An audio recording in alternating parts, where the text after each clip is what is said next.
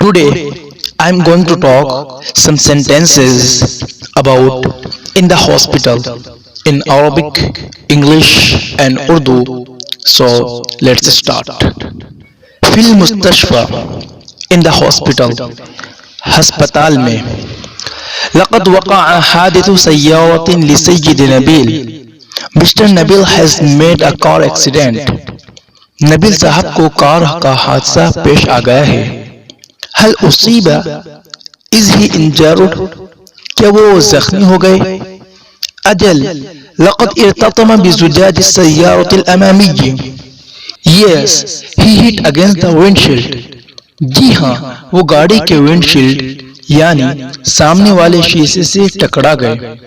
هل وأيت السيارة بعد الحادث Did you see the car after the accident کیا آپ نے حادثے کے بعد گاڑی کو دیکھا؟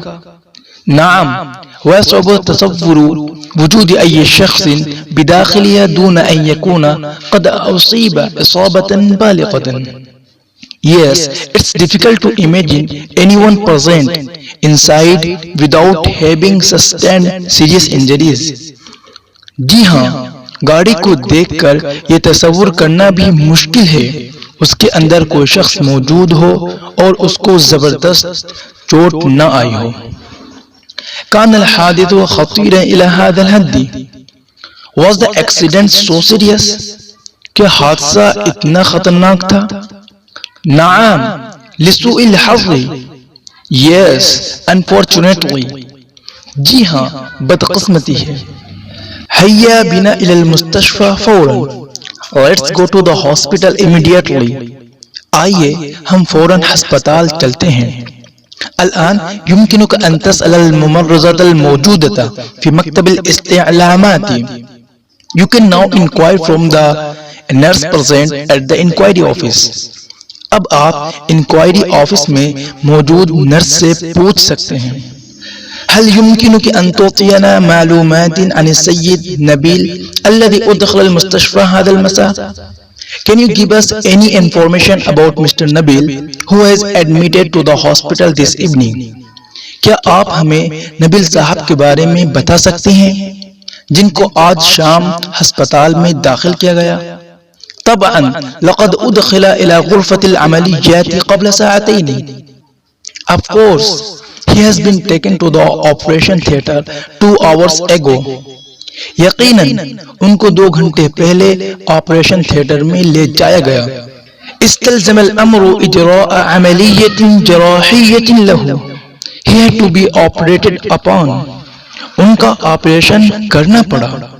هل ما زال على طاولة العملیات Is he still on the operation table?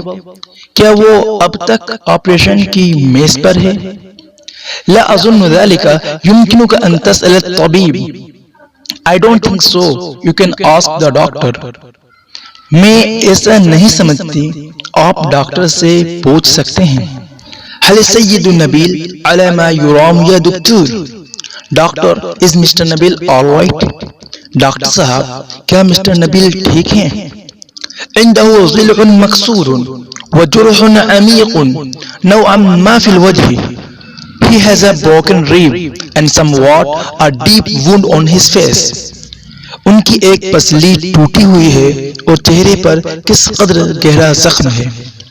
لقد اضطررت إلى إجراء 9 Qutub لقفل الجرح. I had to give him 9 stitches to close the wound. زخم بند کرنے کے لیے مجھے 9 ٹاکے لگانے پڑے. لقد تخلخل مفصل قدمه والتوت يده قليلا. He has a dislocated leg joint and his arm has twisted.